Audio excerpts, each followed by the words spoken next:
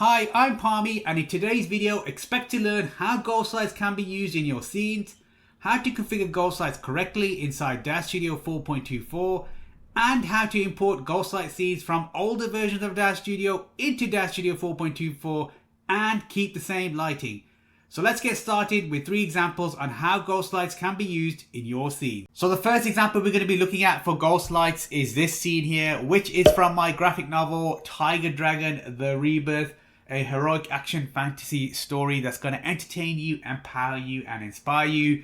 So this is a heroic story. This is what it's all about, right? Heroes. I love heroic stories. Why? Because it empowers me, it inspires me to get after my goals, to go and achieve the goals I want in my life.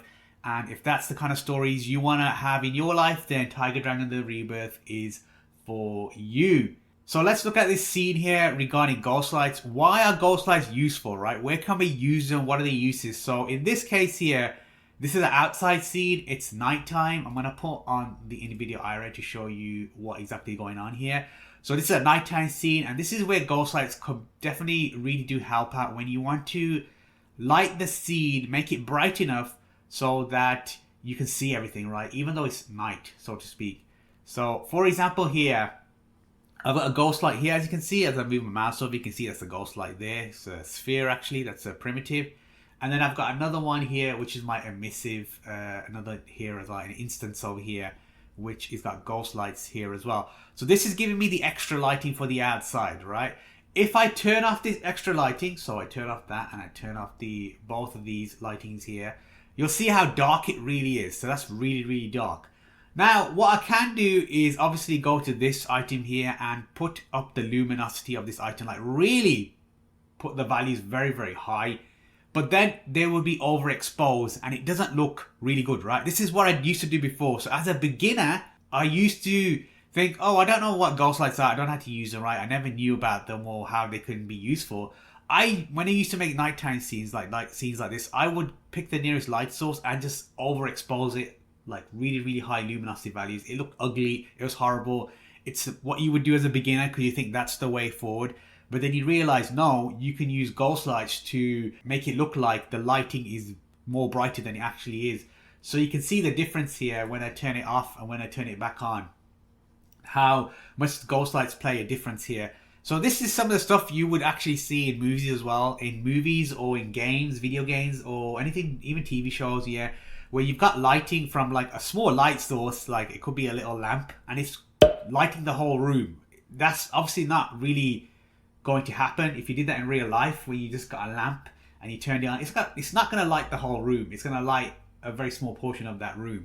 So that's why we use ghost lights here. For example, in this situation where I used it in this particular panel here, is because I needed the lighting here from this to show like the lighting's coming from here, and look how bright it is out here, but also not making it look too overexposed, right? It looks pretty even lighting. There's enough there to kind of give you the illusion that these 2 specific lighting sources here are doing enough to light this particular scene, so we can see our main character here. Remember, this is in Daz Studio 4.15, so the lighting here, obviously ghost lights work differently in 4.2.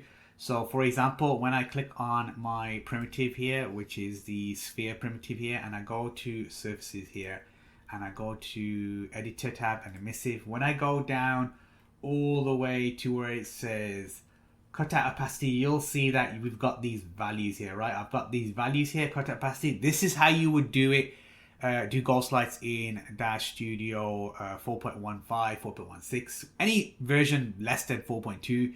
You would be able to do cutout opacity and be able to do the ghost lights. So this is what we did here to get this to work here. So that's one example here of like an outdoor scene and you're doing a nighttime scene, for example. But you need the extra lighting, right? Because remember, without that lighting, look how dark it looked here. You can't see anything. And that's not what I wanted, right? It just didn't look right. I can't see the character or anything. But if that's what you're going for, right, in the scene, you want something dark like that, yeah, sure, that's fine. But for me, I needed the extra lighting, so I used the ghost light in this situation to help me do that. So here we have example number 2 of another scene that's from my graphic novel Tiger Dragon Consequences, though, which is book 2 of my graphic novel series, my heroic graphic novel series. So we're moving forward, obviously, with the story. This is book 2. And This is a scene where we're in a hallway here and I needed particular lighting. And again, this is done in Daz Studio 4.15, mind you. So remember, ghost lighting works differently inside older versions of Daz Studio. Here's an indoor scene here and I needed lighting, right? It's a hallway. Where am I going to get my lighting from? Because there are no windows. There is no way to get lighting. Now, technically, when I turn the camera to camera 2 here, you can see that there's no wall here. So I could have like lighting coming through here to do the lighting inside the hallway, but that wouldn't give me the same lighting in different scenes. I needed the same lighting, so that's why I decided to go with this particular method here of ghost lighting. So when I click at the top here, you can see here, this is my ceiling ghost light, right? It's a plain primitive, and I've given it the ghost light particular properties, and then this is giving me that even lighting. Now, when I go to the scene tab here and turn it off, you will see what it really looks like without the ghost light. So you can see how these are lights here are just basically like fake lights, right? I could overexpose these lights. So I can go to the surfaces tab and I can like really dial up the numbers. Again, it will look overexposed or way too bright, and it just makes your scene look amateur, right? Like a beginner. Now that's all right when you're starting off with Daz Studio, but once you get to the intermediate level, you do not want to be making these kind of mistakes. This is what shows whether you are making progress, okay? Are you learning from what you are doing inside Daz Studio? You're not just making the same mistakes over and over again. You need to make progress. That's what it's all about. As well, with these particular tutorials I'm creating, I'm showing you my progress, right? I'm learning, and hopefully you're learning from them and using that to progress with your Daz Studio skills. So yes, sometimes you may want to overexpose particular elements of a scene. That's fine, but 9 times out of 10 you don't want to. You just want that nice even lighting so you can create your scene for this particular scene that you're creating. So in my case, this particular part of the story, I needed that even lighting because when we're going to be in this particular scene later on, right? So in the story, as we're going through, we're going to use this prop a lot, and or this particular hallway a lot, and I need that lighting to be even so it doesn't look like the lighting's strange in every panel. Like you go into a different panel in the story and you're like, hold on a minute, why is it so brighter now when it was like really dark before? Why is the lighting blue when it was like this particular color? So you have to think about that as well. It's for continuity of the story, right? It makes sense in terms of continuity. You don't want to like get your reader out of the story and get the reader thinking about lighting. They don't care about that. They just want to read the story and they want to be entertained, empowered and inspired when they read your heroic action fantasy story. That's an example there of indoor lighting. So if you have indoor lighting and there's no windows, or maybe you do have windows but you still want to fill in the shadows, right, of your scene, you want to have that slightly softer lighting, which is exactly what this is. This is softer lighting because there are no shadows here, or very, very minimalistic shadows. Then that's where you would use ghost light ceiling ghost lights here, like I've done here with this primitive here. So that's the second option there of using ghost lights, why they're useful. So here is our third example of the usefulness of ghost lights, but this time we're in Daz Studio 4.24, which is the latest version at the time of recording this tutorial. So here we've got our scene here of Lara Croft Tomb Raider, just a generic scene, right? And we've got some like very, very cool water effects here. And what I've got here, my main kind of like light source is this particular wooden stick here basically, and the lights coming off there. So you would see this in movies and sometimes where they would go into caves or something like that, and they get a piece of wood, they light it up and it lights up the whole cave, right? So that's what we're trying to simulate here in this particular scene here. At the moment, what I've got here in this scene is I've got my volumetric lighting here, right? So this is my volumetric lighting. One of the big reasons why I wanted to move to 4.2 is the volumetric lighting. You can't use this in 4.15, it doesn't work. And this is one of the features that I wanted to use, especially for like smoke scenes or fire scenes, which I know I will be having in book 3. I thought, what's a great way of doing this for my graphic novel, how to show it. And volumetrics, when I looked at it and I saw what it could do, I thought, yep, that's brilliant. That'll look absolutely amazing in my story, in the particular scene that I've got for where we're going to have basically a burning building. That's why I moved to 4.2. I thought I need to learn this, right? There's no excuse not to learn anything. If I need to learn something to get a particular result, I will learn it. So that's the way I see this in terms of 4.2. Anyway, regarding the ghost lighting, so this is doing the main lighting. What I've also got here to add to this extra lighting you see at the bottom here and onto Lara Croft here, so you can see her face and everything, but still not lighting the whole scene here. We're just lighting the front. because that's what we want, right? The whole reason of the character goes to light this flame is so they can see what's in front of them, not what's behind them. So that's why we got the lighting particularly at the front here and not at the back. We're not lighting everything else. We're not concerned with that. And what happens is, what I've used here in this scene here is I've used a ghost light, but this time I haven't used a sphere primitive or a cube primitive. I used a cone instead. And that's something you could think about as well. Your scenes, you can basically make anything a ghost light, as long as it's got it's some sort of geometry and it's got a surface to it. Eye-ray surface, the eye-ray shader, as long as the eye-ray shader is on there, you can make that into a ghost light, and you can get different effects. You can make different effects in terms of the lighting. Subtle effects, right? It's very subtle, but maybe those changes can give you the right effect. So for example here, I've got a cone here, and when I turn it off here, you can see the actual lighting. That's the only lighting this volumetric, this flame is doing, right? Very, very minimalistic. Again, I could boost that emissive, make that really, really bright, but then I lose the whole point of that, right? It doesn't look great. It just looks absolutely awful when you do it. This looks so overpowering, it's ridiculous. So that's why I've got the ghost light here to kind of simulate, simulate that this scene is being lit by this one light source, which it really isn't, obviously. And then I've got another light source, my Ghostlight sphere here, so you can see the slight differences here. It's very, very minimalistic. You probably can't see the difference here. I've got my Ghostlight sphere right here, right in front of Tomb Raider Lara Croft here. And you can't probably tell the difference here, but once you render it out, there are very, very small differences in terms of the lighting when you have different primitives that are going to be your ghost lights. So that's something to definitely consider when you're using ghost lights in your scene.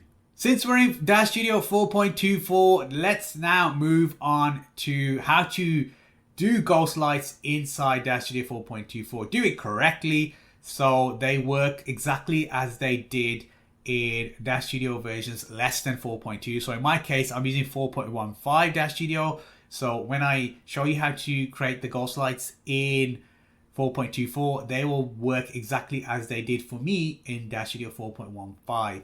So that's what we're going to be doing right now. We're inside Daz Studio 4.24, and here we have a very simple scene here of ghost lights. I'm going to go through now. I've got 3 different primitives here, 1 sphere, 1 cone, and 1 cylinder here.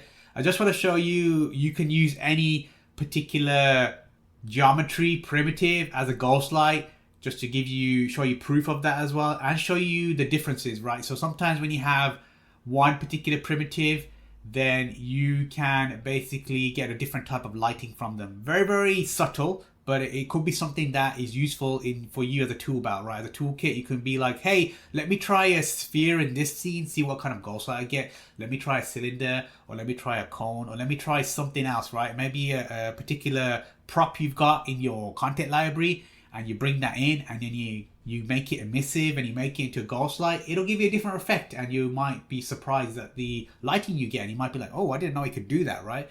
So that's something you can experiment with, but I just want to have the 3 primitives here. Again, this is not a fancy scene, it's a simple scene. I'm not all about complexity, right? I'm all about simplicity, which is basically, if you can learn the basics, you understand ghost lights, how they work, or particular lighting works, you can use that anywhere. You can use it in any scene. You understand how it works. And when you understand how it works, then that's all that matters, right? Then you know in a particular scene when you need to use that lighting, or when you can enhance that scene with a particular lighting, right? That's what it's all about. So that's why I haven't got no Genesis 9 HD figure or any of that rubbish. That doesn't matter, right? What matters is the basics. Get the foundation, and then from there you can work your way up. That's what it's all about. That's what I try to teach you here in my tutorials. It's not about fancy stuff. It's about, hey, do you know the basics? Can you do them well? Then you're going to be all right. Before we get started with the tutorial, let's address this horrible style here that they've chosen for 4.24. For some reason, it's very, very strange what they've done here, because I'm used to using 4.15, and the difference in 4.15 is everything is more or less color coded. So you know you're looking for particular colors, right? Colors are very important.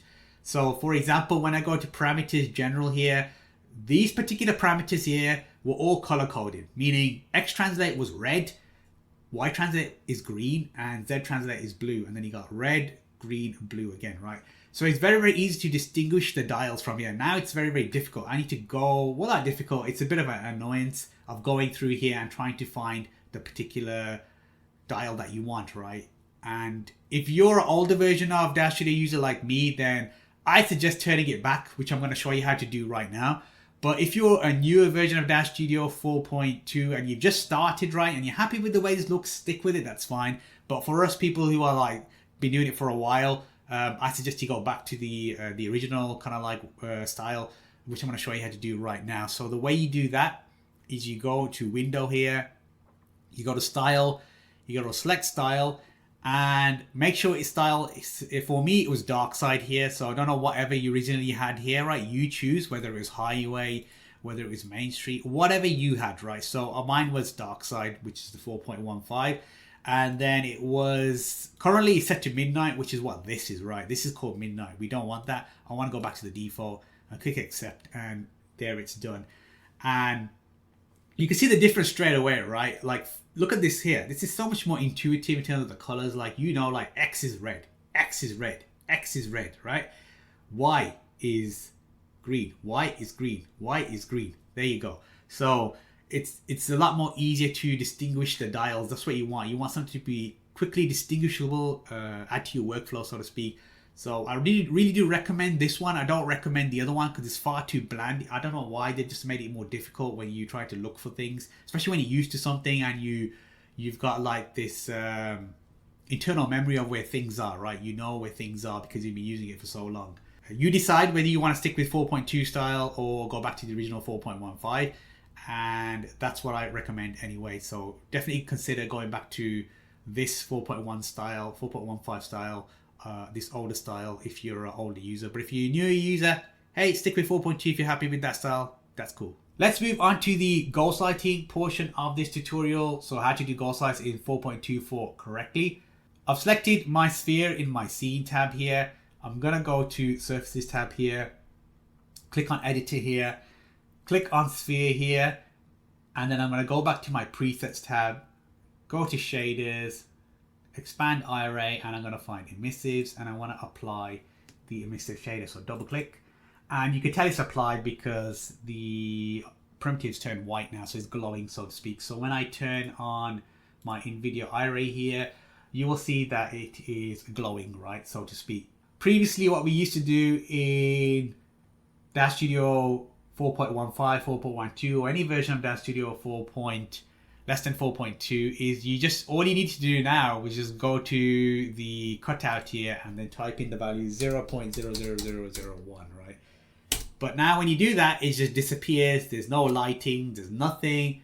It just disappears. So this is why this particular trick or hack doesn't work anymore, 4.24, and that's why we need to that's why there's another way of doing it, which the developers at Daz Studio have allowed us to continue to use Ghostlights. So I'm going to set the cutout opacity back to 1. I'm going to make the luminance a bit more brighter now. So let's go to something like 1,000. That's probably too much. Let's go to 500. That's fine. Okay. I'm going to hide the cylinder and the cone actually as well. So we've just got this light source here. With my sphere, that's now an emissive. It's selected in my C tab. I need to go to my content library. Your content library may look like this, which is fine or may not. What you need to do is go to the Daz Studio formats here. You need to expand that. Then you need to go to my Daz 3D library, expand that. Then you need to go all the way down to where it says scripts here, expand that. And then you need to go all the way down to utilities, click on that. And there's a lot of utilities here, or scripts rather. The only one we're interested in is this one here. You double click it and you'll get this menu here pop up, this window pop up here. And the only two things you're interested in, even though there's a lot of options here, don't get overwhelmed here. There's only two things we need to tick, or select rather, is the bottom two here. IRA Ghost Light Factor, so select that. And IRA Visible to Primary Rays, select that. Alright, that's all we need. Click accept. Nothing happens, right? Nothing happens. Why? Because we've got to go into our parameters and we've got to look at those particular extra options that now are available for our primitives. So we click on parameters here, click on display here, and you'll see there's two extra parameters that we ticked in those boxes that are here now. So invisible IRA visible to primary rays, we want to turn that to off. Okay, Now it's disappeared, right? So now it kind of looks like a ghost light, but there's still a problem. What is that problem? I'm sure you can see straight away what the problem is. We've got reflections, right? That's the reason why I have these two planes here. I've got a plane at the bottom that's reflected. It's metallic basically. And the back plane as well, it's got reflections on as well. So basically, it's not truly a ghost light. You'll still see your ghost light in reflections in your scenes. We don't want that, right? So what we need to do now, the iRay ghost light factor, we just need to make sure that value is more than 1. Okay, that's all it is. We're trying to keep it simple here, right? The value of this number here just needs to be more than 1. So what does that mean? It could be 1.01, okay? It could be 1.1, right? It doesn't matter. That's the whole point. I've been using both values. I've been using 1.01 and I've been using 1.1. It doesn't matter, right? Just use a value that's more than 1. That's all that matters. And you'll see now that our ghost light here has now turned into this kind of like black, right? It's no longer giving that light off, but it's still visible in the reflections. That's the problem we are still having. And this is where that extra step comes into play here. So what we need to do now is we need to click on the surfaces tab. And for my sphere in the surfaces tab, I need to go back up to my shader and I need to go to where it says refraction index. Refraction index needs to be set to 1 and the refraction weight needs to be set to 1 as well. And now you will see that it is now a true ghost light as you had in previous version of Daz Studio. Previous version of Daz Studio before 4.2. So when I move this around, yes, you'll see the particular sphere, kind of like the shadow here, so to speak. But as I move it around, so let's say I moved it, I don't know, maybe closer this side here, or let's do it actually this side here, a bit closer here. When I let go, it'll stop, right? So when I hit the render button, you will not see this ghost light in any reflections. You will not see it in your render at all. That's how to do ghost lights correctly inside Daz Studio 4.24.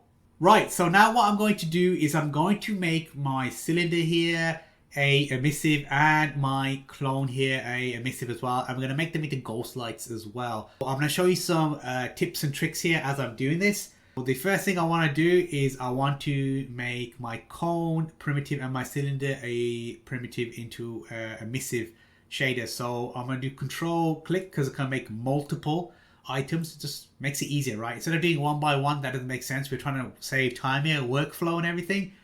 And what I'm going to do here in the editor tab, I'm going to make sure that both are selected. So control both of these, right? So both of them are selected.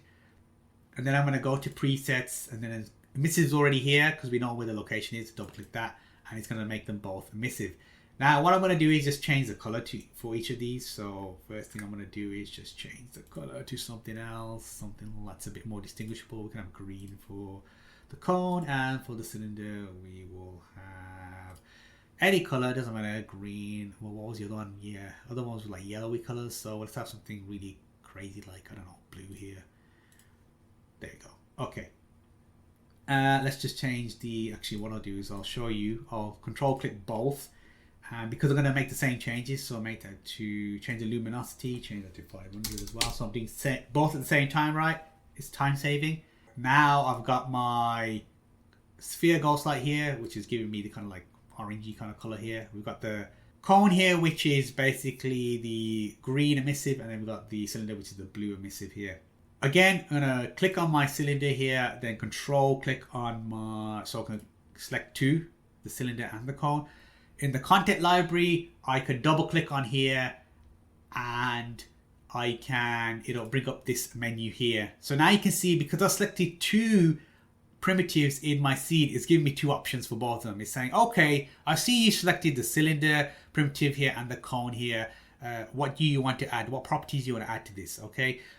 I'm not going to show you this way because I want to show you something else before I do this. So let me cancel that. What I want to do is save time for you. I want to give you another tip here. So you can imagine, let's say you are creating your scene here and you are using your content library, right? You're going through your different parts of your content library and then you're like, oh, where is that create advanced iRay node property gone? Like, where is it? I need to go find it again. Oh, I need to go to Daz Studio formats, my Daz 3D library. Then I got to go to scripts. Then I got to go to utilities. Waste of time, right? Waste of time. That's not a great workflow. So what I want to do is make your workflow better. What you can do is you can right click on this and create a script, right? Make it a menu option here at the top here. That's what we're going to do. So right click on this particular script. You're going to go to create custom action and make these your settings. Okay, so your root should be main menu bar scripts. It should be like that anyway. For your subcategory, have the and sign and then have scripts. I'm going to tell you why you need the and sign in a second. And then leave the text array node properties as it is and then do accept. And what you'll see is when I do accept, where it says help here on the menu bar, next to it, it will have a scripts option here. So I'm going to do accept. This is just letting you know you created the custom action. Say that's cool, yeah. I'll click OK. And you'll notice magically here we've got scripts here. So instead of me going to content library, Daz Studio formats, my Daz 3D library, scripts, and then utilities, and double click on that. Oh, there's so many clicks. We can just go to scripts and then click on this. And there you have it, right? Saved you time. So that's something I highly recommend you do, right? Let's get our workflow going here. Let's think more intentionally in our approach here, saving time. So we get the same menu here. So now I'm going to choose my options here. So for my cylinder, again, I want array visible to primary rays and Ghostlight factor, and same for the bottom as well, and do accept. All right. Again, nothing's happened because we have to go and change those settings. So let's go to parameters here. So here, for example, I've got two items here, right? I've got two items. I've got the cone here and I've got my cylinder here. I don't want to go individually to the display and or cylinder and do it individually like that. No. Let's think more intentionally. Let's click on all because I know what I'm looking for. Click on all. I'm going to go down here. And what this does all is when I make the change for this, it's going to affect both of these items. Okay, both the cylinder and the cone. So I'm going to turn off the array, primary rays, and I'm going to make the Ghostlight factor 1.1. There you go, right? Again, we're being more intentional, more, shall we say, professional in our approach, because that's what I want to do for you, right? I want to make you guys professional, right? I don't want you to be stuck in beginner mode, amateur mode for too long. Like, hey, let's push our boundaries, okay? So that's what I want to do for you guys as well. Again, make sure both of them are selected here. Our items, I'm going to go to surfaces. So I can do, there's two ways to do this. I can click on all here. And basically I can go all the way down here for my shader here in surfaces, and I could do the same thing, right? Because I'm making the same change for both of them. So the refraction index is going to be 1 now, and the refraction weight is going to be 1, and it affects both of them at the same time, making it a bit more efficient in our workflow, right? So we're being more efficient in our workflow. So now you can see we've got our sphere here. I can move it around, right? Let me just click on there. So I can click here and move it around like here it is. I've got my cone here, my green. You can tell it's green because you get the reflection from the back there as well. And you've got your cylinder here as well, right? So we've got our blue coming here. So now I'm going to move to the next part of the tutorial where I'm going to bring in two older scenes that I've created in Daz Studio 4.15 with the old ghost lighting, and then I'm going to show you how to make sure that lighting is the same in the new version of 4.24, so you can confidently move your older scenes across and jump to the new version of Daz Studio 4.2, so you can make use of those brand new features that you want to use. I'm going to show you how to do that right now. So here's an old scene that I created in Daz Studio. You may have seen it earlier on this tutorial. This was created in Daz Studio 4.15. So when I bring this scene into Daz Studio 4.24, the ghost lights are not active, right? It's not working. The old way with the cutout opacity does not work, to show you proof here. As you can see here in the scene tab here, I've got my ghost lights group here, and I've got 3 ghost lights that I've got here, 4 if you include the instance here. What I need to do first of all is I need to select these particular ghost lights, right? So click on the first one, emissive, then control click the other to get them active as well. So you've got all 3 active. And like I showed you earlier before, I don't need to go to the content library and go through all that menus, malarkey, kind of waste of time thing. Because again, we're being more efficient in our process. Because I've already created the scripts menu here, which I showed you earlier on in the tutorial. So you click on scripts here, I can just click on that. And there I have my menu pop up here basically. So what I need to do now is select those particular items. So the array visible, array ghost light for both of them, or all 3 rather. So I need to do all 3. And I need to do accept as well. Okay, again, nothing happens because we need to change the value. So I need to go to parameters here, making sure still the three primitives are Ghostlights rather are still selected. I'm gonna click on all here. Again, being more efficient in my process. Scroll all the way down because I know what I'm looking for, which is basically gonna be the eye ray visible to primary rays. Turn that to off, and then Ghostlight factor, put that to 1.1, which is fine. And that's done it for all three items. Then I need to go to surfaces, and then I can just click on, in the editor tab, click on all here, because I know what I'm looking for again, which is cutout opacity, because I've got to turn that cutout opacity back to 1 as well. And then I need to go back up and then change the refraction index to 1 and refraction weight to 1 as well. Now, it looks like, for example, that if you've got a instance that is an emissive, so basically this emissive here is basically an instance of this one here. What I need to do for this one is I think I need to add the particular properties to this as well. So I need to go to scripts here, add the properties to that instance as well, which I forgot to do. So again, add the two here, visible to primary rays, eye ray Ghostlight vector, accept. And then I need to go to the emissive instance here. I know what I'm looking for, eye ray visible to primary rays in the parameters tab, sorry. Click on off and make that to 1.1 as well.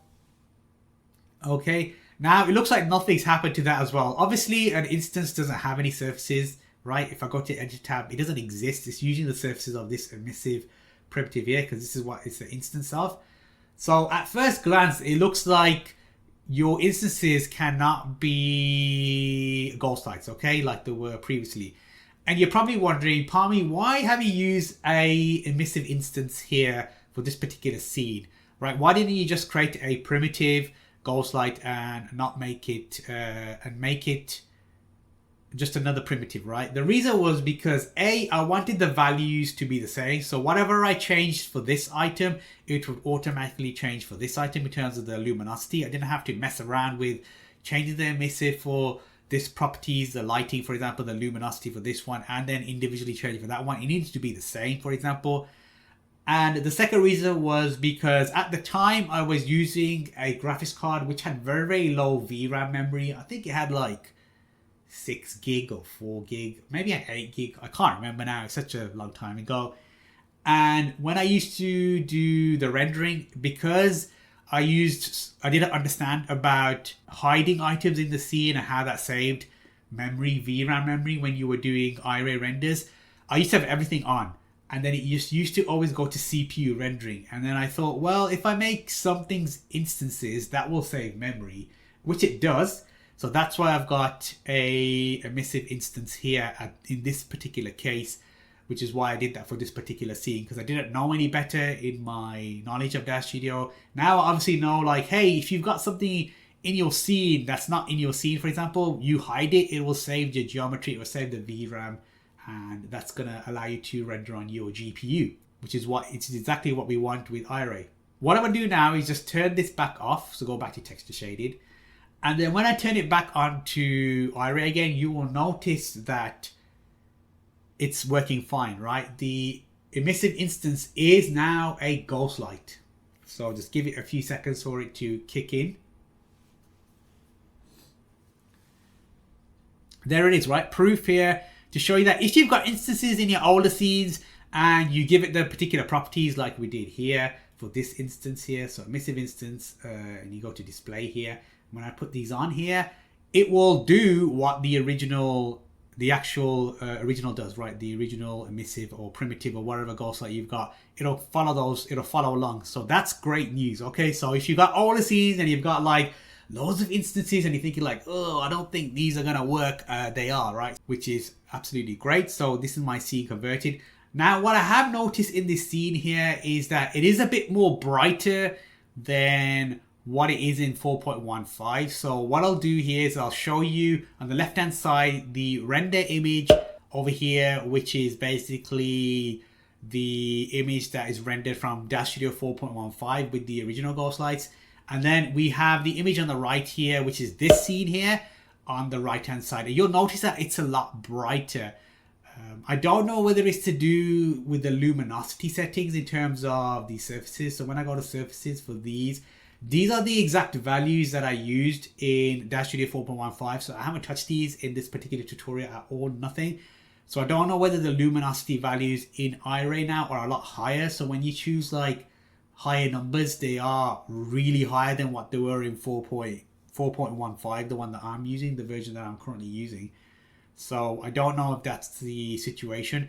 We're going to address that very shortly. Again, this is very, very minimalistic. You can see from the left hand side that it's slightly darker, then on the right hand side it's a bit more brighter. But I want to show you an extreme example now. So I'm going to get another scene that I created in Daz Studio 4.15. I'm going to show you the dramatic kind of like changes in the lighting in that scene when I import it into 4.24 and what we can do to get around that. So here is that second scene that I created using Daz Studio 4.15 that's been imported into Daz Studio 4.2, which basically is the same scene. All I've done is just loaded it up inside Daz Studio 4.24. You can see that this is a scene that has a ghost light with the old settings, and this is the ghost light here, the seeding ghost light here. So obviously it's not going to work. The software doesn't recognize that.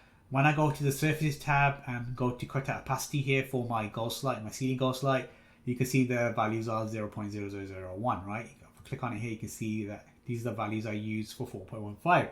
So let's address that right now.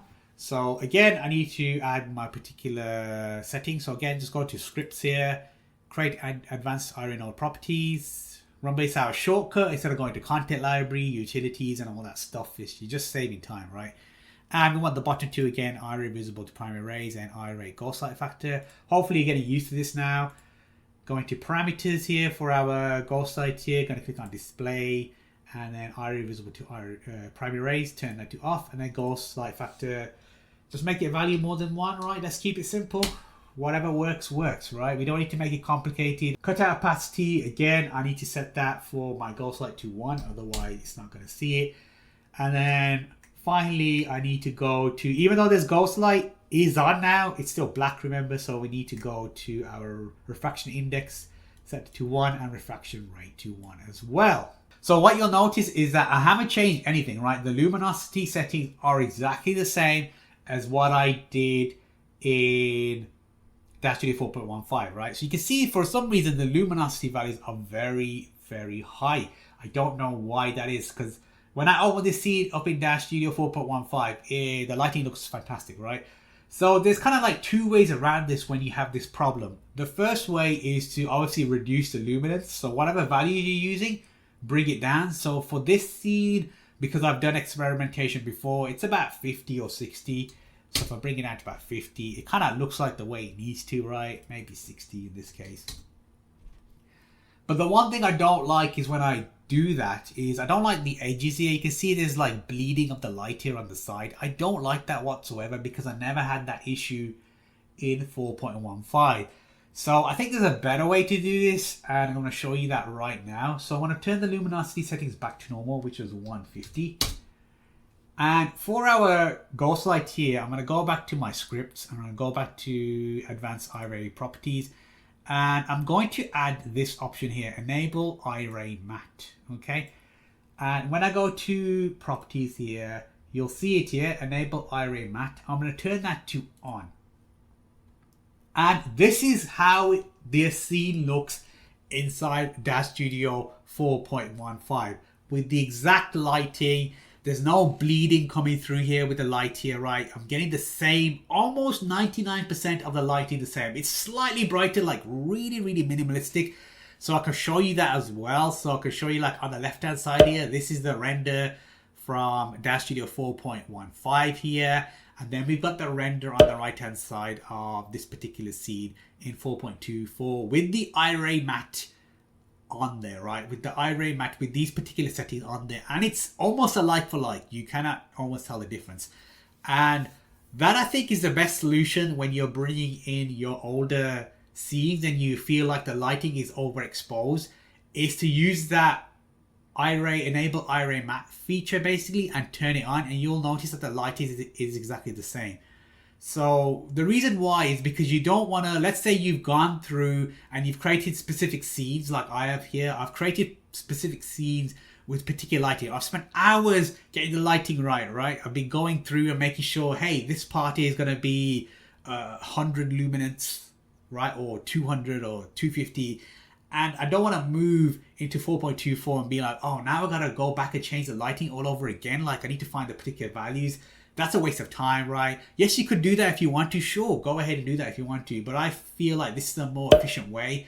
Just enabling that iRay matte option gives you the very, very similar lighting to what you had in 4.15. Almost indistinguishable in my kind of like experimentation. But again, experiment, right? Very, very important. Treat this like a scientific experiment. You are going to try things and see what works for your scenes. Your scenes are not the same as my scenes, right? You could be doing different things in Daz Studio. The iRay matte feature may not be suitable for your particular scene, but it's an option there, right? Again, another tool belt, another toolkit, another something to test. That's very, very important, and we need to do a lot more of that testing, right? You need to treat when you are learning something as a scientific experiment. You're going to find out something unique that I didn't know, that you're going to find out, and hopefully you'll share it, right? This is what I'm doing here in this tutorial. I'm sharing it with you, my learning, so you can use this when you feel confident. You want to go all in, right? 4.24 and above. You were like, yo, I'm confident. I've got the skills now. I can move to 4.24, get my older scenes, move them into 4.24, and everything's going to be a-okay. If you found this tutorial helpful, don't forget to hit the subscribe button. Also, don't forget to give it a thumbs up as well. And leave a comment down below with your findings. If you found this tutorial interesting, if you got something to add to it. Hey, we're all learning here. I don't know all the answers, right? Nobody knows all the answers. We're all just learning from our experiences. That's how we grow. That's how we get better. The always be learning philosophy, right? The always be learning philosophy is, I don't know everything. And I don't pretend to know everything. What I do though is I learn, right? I learn from other people. I take what is useful on board in my life so I can use it to grow and get better. That's what the always be learning philosophy is. And if you're interested in heroic stories that are going to entertain you, empower you, and inspire you, check out Tiger Dragon The Rebirth below. Link is in the description down below. Go sign up and you can read 24 pages of Tiger Dragon The Rebirth right now of a heroic action fantasy story. I want to create heroic stories. I love heroic stories. I love the way it makes me feel when I see the characters in there, the heroes, do amazing things. It makes me inspired. It makes me empowered. It makes me want to go get after it. That's how I want to bring more into the world. If that's why you're interested in, you want to read heroic stories of heroes actually doing things where they save people and not just sit around and talk politics, where they're going to actually do what they're designed to do, which is to inspire you, then Tiger Dragon The Rebirth is for you, and it's a no-brainer. So that's for you. Link in the description down below. And until the next video, always be learning.